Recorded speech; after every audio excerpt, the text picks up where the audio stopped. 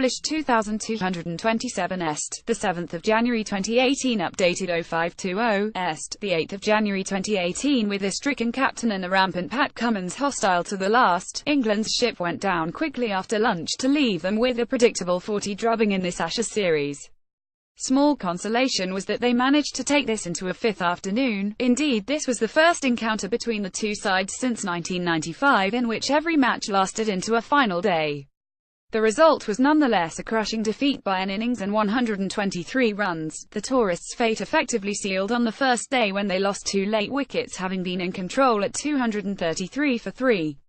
Steve Smith raises the urn as Australia celebrates sealing a 40 Ashes victory over England at the SCG on Monday. The Australian players show 4 fingers to the camera to celebrate the 40 win in front of the SCG pavilion. Smith kisses the urn on the outfield after sealing the 40 Ashes triumph with a big victory in the final Test match. Australia's players celebrate taking the final wicket of Jimmy Anderson in the afternoon session to seal the Ashes win. England captain Joe Root gets down on his haunches as he battles his way to a half-century and through to lunch. That turned out to be the last big moment that England lost, and it all came to a predictable enough conclusion when they were bowled out for 180, just over an hour into the second session. Some will say that they were doomed from the moment of Ben Stokes' altercation outside a Bristol nightclub, but the ultimate margin suggests a gulfing class between the sides in Australian conditions that he would not have bridged. While the hosts had found it heavy going in the morning, the fact that sickness prevented Joe Root from coming out after lunch suggested that the end would soon be nigh. 10 minutes after the restart, Johnny Bairstow's 143-ball vigil was brought to an abrupt halt when he played across a full delivery from Cummins and was plumb LBW for 38. The short ball barrage at Stuart Broad was brief and brutal, and in his next over he could only fend off a snorter to wicket-keeper Tim Paine. Cummins, now armed with a new ball, then produced a vicious lifter but found the edge of debutant Mason Crane to give Paine another straightforward catch.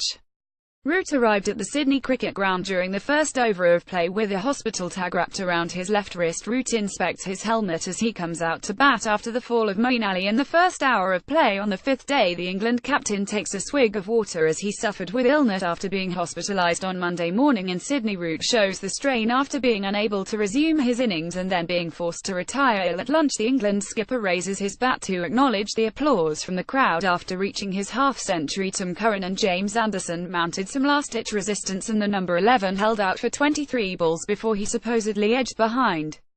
It looked like the Lancastrian might have avoided contact, but there were no DRS referrals left and, in any case, it was all somewhat superfluous. The captain remained marooned back in the pavilion unbeaten on 58 and was not well enough to come out for the handshakes afterwards. Cummins ended with 4 for 39 and was named man of the match. Root had bravely held on before lunch after rising from his sickbed to join the survival effort. The Yorkshire batsman, sometimes resting on his bat for support between overs, was still there, having played out half a session in the company of Bairstow as the tourists defied Australian expectations of a swift victory. At lunch the captain had moved to 58 in temperatures more forgiving than the extreme heat of Sunday.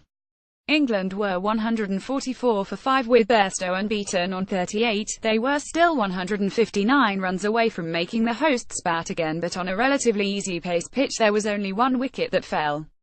With a new ball due 5 overs after lunch, thoughts of a miraculous escape needed to be tempered. Root had arrived at the ground before the start of play from hospital, with an England spokesman later saying that the main cause of his problem was a gastroenteritis bug, more than dehydration.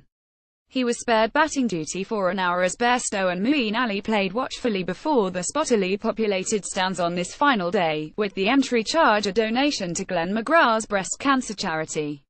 Moeen had looked the less secure of the two, with his nemesis Nathan Lyon inevitably brought into the attack against the promoted batsman.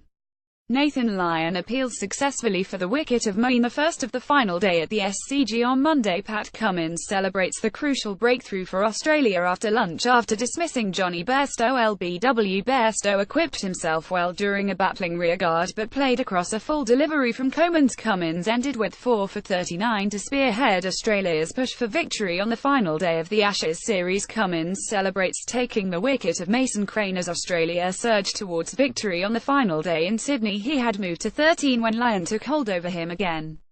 Pushing forward against a ball that only slightly deviated, it beat his bat and hit his front pad right in front of the wicket, dispatching him back to the pavilion in familiar fashion.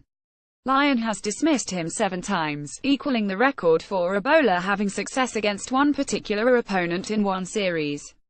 Moeen is left with an average just under 20 over the 5 matches. Root arrived to a standing ovation from the loyal band of England optimists, and looked comfortable enough as he resumed on 42. He was soon acknowledging his 50 when he smartly clipped Lyon round the corner, getting another rapturous ovation. The skipper's assault of Cameron Bancroft at short leg continued when he pulled the ball straight at the fielder's helmet, but he was clearly struggling physically. 15 minutes before lunch he called for a drink and sank to one knee while he drank it. Australia seemed relatively flat in the field with too many balls straying down leg, and Bairstow looked admirably unflustered. Lunch appeared to refresh them, and the end when it came was swift, although hardly merciful.